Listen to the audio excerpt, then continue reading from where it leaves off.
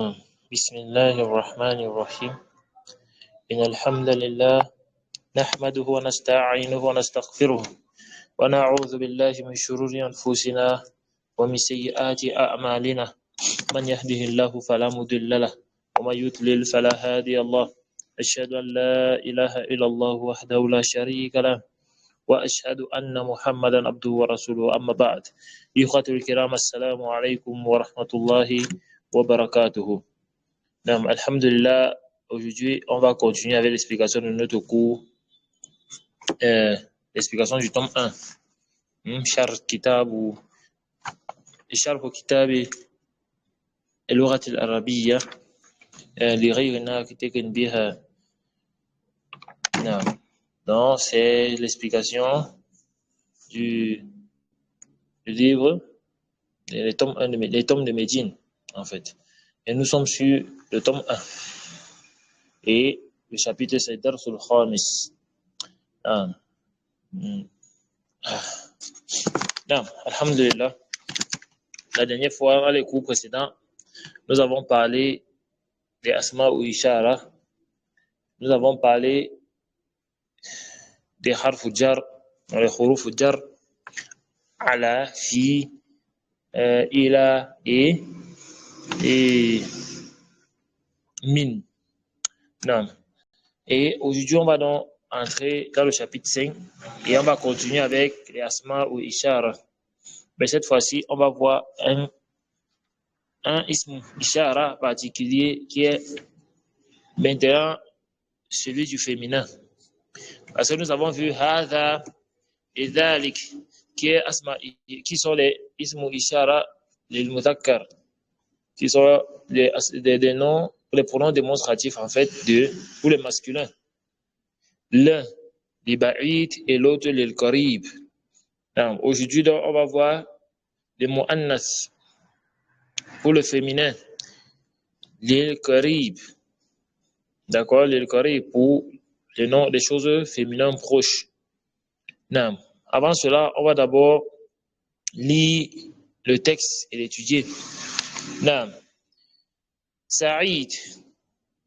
Donc, c'est une conversation. On a Saïd et dit Akitabu Muhammadin hadha ya Yasiru. Alors, déjà, ce que j'aimerais souligner, c'est que la façon dont on pose la question ici, c'est quelque chose qui a déjà été vu. D'accord? En utilisant le Hamzatul Wasli et le Hamzatul Al-Istifham. Donc, on a Akitabu. Donc, est-ce que c'est le livre Akitabu Muhammadin Hadha ya Yasir?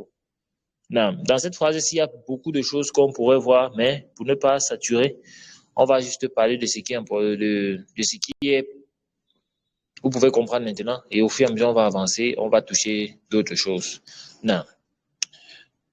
Est-ce que la question de Saïd qu'il pose à Yasir, c'est de savoir, est-ce le livre de Muhammad ou Yasir? Yasir répond, La, hada kitabu Hamidin. Non, ceci est le livre de Hamid. Saïd, aina kitabu Muhammadin. Yasir, huwa ala al-maktabi hunaka. Donc, hunaka veut dire là-bas. D'accord? Bon, ça a plusieurs sens, mais ici, ça a le sens de là-bas. C'est qu'il est sur la table là. Ou bien la table qui se trouve là-bas. Non. Saïd, aina daftaru ammarin. Où est le cahier daftar?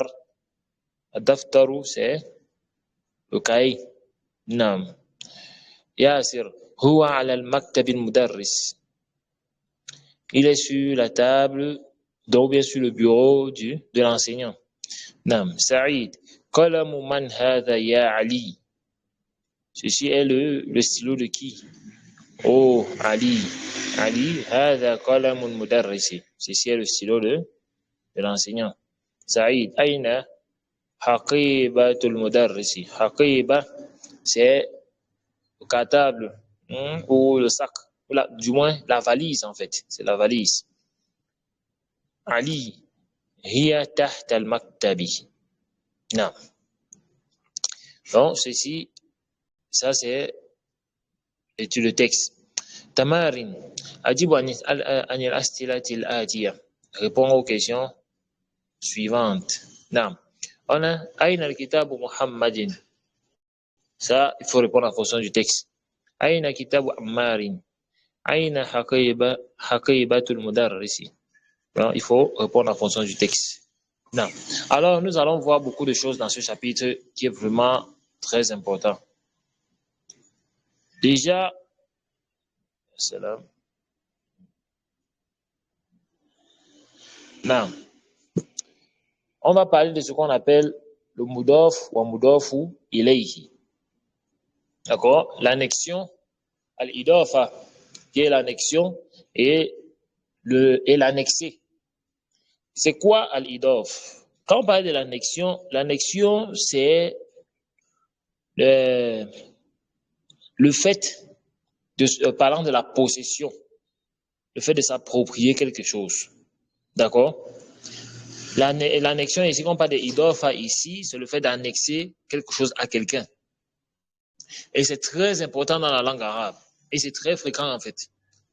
Car l'annexion al-idafa, c'est quelque chose qui est beaucoup utilisé, même dans la langue française. Mais seulement, lorsqu'on utilise en français, on utilise avec des verbes. Alors que dans la langue arabe, ça ne s'utilise pas avec des verbes. Et l'annexion ici a le sens de appartient à. D'accord? Appartient à. Mais ici, ça c'est lorsqu'on parlait des choses concernant la propriété. Car l'annexion ici peut se présenter sous plusieurs formes. Non. Alors, on va prendre la forme la plus courante. Par exemple, lorsque j'ai un livre, en fait, Kitabun, et j'ai Muhammadun. Muhammadun, c'est une personne, et j'ai le livre. Je vais annexer le livre à Muhammad, c'est-à-dire, je vais montrer que le livre appartient à Muhammad, comme Muhammad est le propriétaire de ce livre. D'accord? Je vais dire Kitabu Muhammadin. Non. Alors, il faut retenir certaines règles concernant l'annexion. Et ceci, il faut mémoriser cette règle-là. C'est très important. Premièrement, quand on parle de l'annexion, il faut savoir que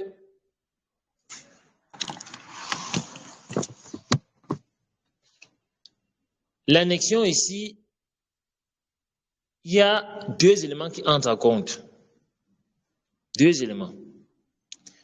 Premièrement, l'annexé, donc celui qui est annexé. Et deuxièmement, l'annexant. Comme en arabe, on dit mudafu ilayhi wa mudaf. Mudafu ilayhi, c'est l'annexé. Et mudafu, c'est l'annexant, celui qui annexe. Non. Alors, sachez que l'annexant, ce qu'on appelle mudaf, a des règles qu'il faut respecter. Premièrement, mudaf ne porte jamais le alif lam. Jamais. Il ne porte pas de alif lam. C'est-à-dire quoi? On ne peut pas dire al-kitabu Muhammadin. Ça là, ça ne dit pas dans la langue arabe, c'est une faute. Ça, c'est la première chose qu'il faut retenir. Lorsqu'on veut annexer quelque chose à un nom, la chose là ne porte jamais de alif lam. Deuxièmement, l'annexant al-mudaf ne porte jamais le tanwin. Jamais. C'est-à-dire quoi? On ne peut pas dire kitabun Muhammadin. Là, on ne porte jamais le tanwin. D'accord? Donc, dans la langue arabe, lorsqu'on veut annexer un nom avec un autre, nahdhifu tanwina inda al-idafa. Est-ce que vous comprenez? C'est-à-dire qu'on efface le tanwin lorsque on est dans les cas d'annexion. C'est-à-dire quoi? Si on a kitabun et Muhammadun, on veut annexer kitabun à Muhammadun, on va dire kitabu Muhammadin. Donc ça, c'est la règle avec le mudaf. Le mudaf ne porte jamais le alif lam et il ne porte jamais de tanwin. Non. Maintenant, le mudafu ilayhi. Sachez que la règle importante qu'il faut retenir avec le mudafu ilayhi, alaykum salam wa rahmatullah, il est toujours mudaf, il est toujours majrour bil kasra. Le mudaf ilayhi est majrour bil kasra, c'est-à-dire qu'il porte toujours le kasra. Bon, ça c'est en règle générale, hein, parce qu'il peut y avoir des exceptions en fonction des différents mots. Qui dormait? Non. Ça veut dire quoi? Lorsque on annexe le livre à Mohammed, par exemple, on ne va pas dire Kitabu Muhammadan ou bien Kitabu Muhammadun. Là, c'est toujours Muhammadin. Est-ce que vous avez compris? Ça, c'est lorsqu'on annexe un nom. Maintenant, les deux choses annexées, un qui est en annexant, on a dit qu'il ne porte jamais le alif lam, mais on vous a dit que l'annexé, lui, il est toujours majrur bi kasra, c'est-à-dire qu'il porte toujours la kasra. Mais il peut porter une kasra comme il peut porter deux kasra, en fonction si le mot est ma'rifa ou nakira. Wadih? Non. Alors, il faut bien comprendre ce sujet. Alors, vous avez par exemple ici, on dit maktabun. Donc, on a maktabun, on a mudarrisu. Al-mudarrisu. D'accord? Maintenant, on va annexer maktabun à mudarrisu. On va dire quoi? Maktabul mudarrisi. Vous avez ici, il porte une seule kasra. D'accord? Il ne porte pas de tanwin. Mais il est toujours majrur bil kasra. C'est-à-dire qu'il est toujours dans la, il est toujours au cas indirect. D'accord? C'est-à-dire, on va dire, le sens sera le bureau de l'enseignant, parlant de la possession. Donc, ce bureau appartient à l'enseignant, comme Kitab ou Muhammadin, pour dire, le livre appartient à Muhammad, ou le livre de Muhammad. D'accord? Non. Donc, ça, c'est ce cas-ci. Nous vous parlons ici de l'idofa qui est là-bas, parce qu'il y a plusieurs types d'idofa, mais ça, c'est l'idofa à la base. Donc, on ne dit pas Kitab ou Muhammadun, ou bien Kitabu Muhammadan, là, mais on dit Kitabu Muhammadin. On ne dit pas Kitabun Muhammadin, ou bien Al-Kitabu Muhammadin, faux. Mais on dit plutôt Kitabu Muhammadin, ne porte pas de alif lam et ne porte pas de tanwin. Non. Donc, ça, c'est ce qu'il faut retenir concernant cela. Non. Alors, vous avez des exercices pour mettre en pratique ce que nous avons vu. Nous avons Qalamun et Hamidun. On a Qalamun qu'on va annexer à Hamidun. On va dire Qalamu Hamidin.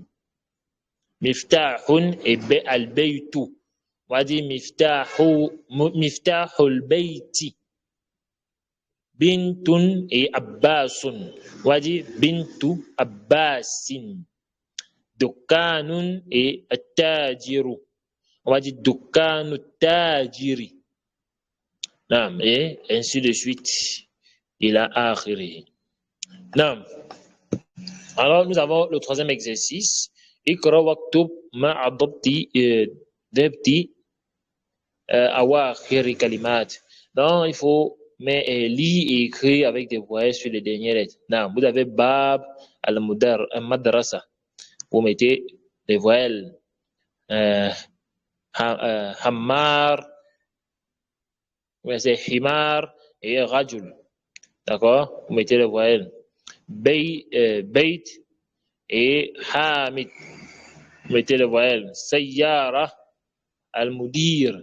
Vous mettez les voyelles Mindir, Ammar. Vous mettez les voyelles Ismu Talib. Vous mettez les voyelles Beit, Allah. Vous mettez les voyelles Fi Kitab et Allah. Vous mettez les voyelles Min Beit et Madras.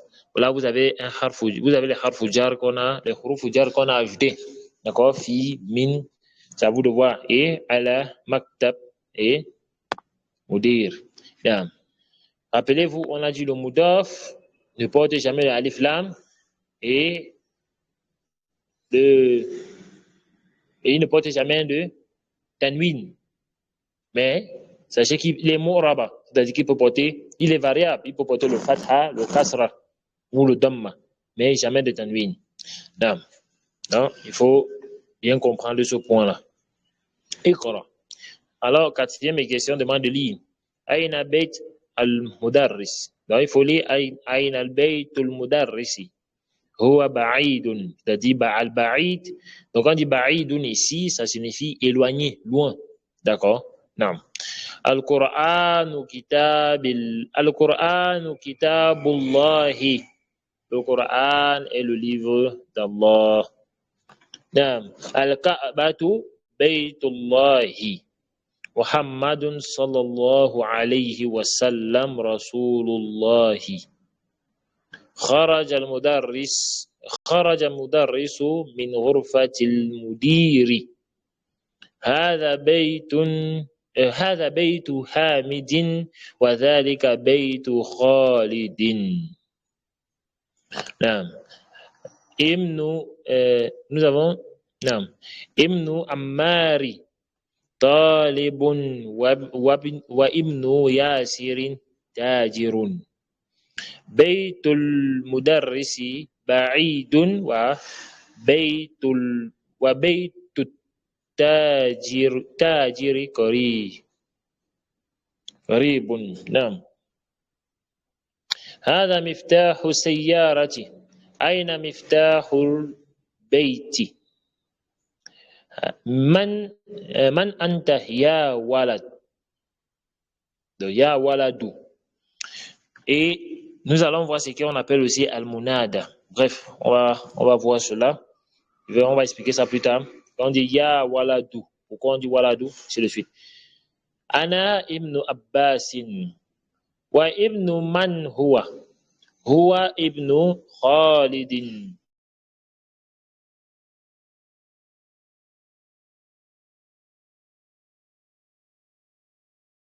أين مسجد رسول الله صلى الله عليه وسلم؟ هو في المدينة المنورة.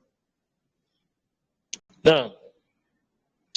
Et certains savants vous disent qu'on ne dit pas Madinat al-Munawwara. Ça, c'est une erreur, mais c'est al-Madina. On dit al-Madina Nubuwa, c'est-à-dire la ville du prophète. D'accord? Madinatul Nabawiyya, afwan, c'est ça. Madinatul Nabawiyya, c'est-à-dire, bon, j'enlève le harf, on va dire Madinatul Nabawiyya, c'est-à-dire la ville du prophète. D'accord? La ville du prophète Muhammad sallallahu alayhi wa sallam. On ne dit pas Madinatul Munawwara, la ville des lumières. Munawwara veut dire les lumières. Donc, ceci, c'est une erreur. Les savants disent qu'on dit Madinatu Nabawiyya. Donc, Nabawiyya, c'est dans la ville du prophète Muhammad sallallahu alayhi wa sallam. Nam. Bintu Hamidin fil madrasati wa bintu Muhammadin fil jami'ati. Ismul mudarris Sa'id. Ismul mudarrisi Sa'idun wa ismul muhaddis واسم مهندسي خالد. أما الطالب غني. باب المسجد مفتوح وباب المدرسة مغلق. عفوا.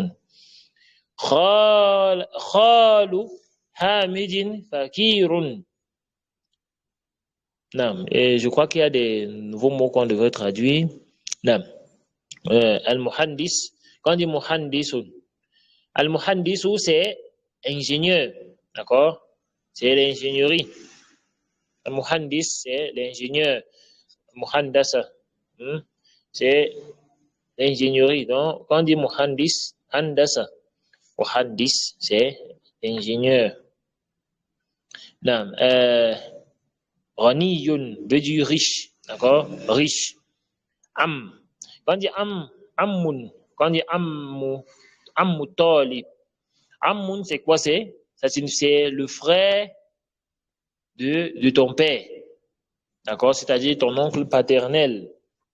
Quand on dit, je crois qu'on a parlé aussi de maftuhun, veut dire ouvert. Mukhlaqun veut dire fermé. Non, est fermé. Khalu Hamidin, c'est-à-dire l'oncle maternel de Hamid. Fakirun veut dire pauvre. D'accord? Pauvre. Mais Khal, c'est l'oncle, c'est-à-dire le frère de ta mère. L'oncle maternel. Sayyaratu Abbasin fi shari'. La voiture de Abbas est dans la rue. Non. Ibn man anta. Le fils de qui es-tu? Ana ibn mudarrisi. Je suis le fils de l'enseignant. Aina al-kalbu. Où est le chien? Huwa tahta sayyara. Tahta, c'est harfu jar, qui signifie en dessous. On dit tahta, en dessous, qui est l'opposé de fawqa. Fawqa veut dire au-dessus de. Fawqa aussi, c'est un harfu jar. Lorsqu'ils sont placés devant des noms, ils sont mudaf et les noms deviennent mudaf ou ilayhi. Donc, ils finissent avec le kasra. Non. Donc, on va dire huwa tahta sayyara. Il est en dessous de la voiture. Non. Comme je vous ai dit, il y a plusieurs formes d'idofa. On peut parler on parle de l'annexion ici lorsqu'on parle on peut parler de l'annexion lorsqu'on parle de la possession, d'accord? On peut aussi parler de l'annexion lorsqu'on annexe un nom à un damir. On peut parler de l'annexion ici lorsque on fait suivre un nom d'un harfu jar, d'accord? Non. Non, ça aussi, il faut connaître. Non. On va voir ça plus en détail au fur et à mesure qu'on va évoluer. نعم كون جملا مفيدة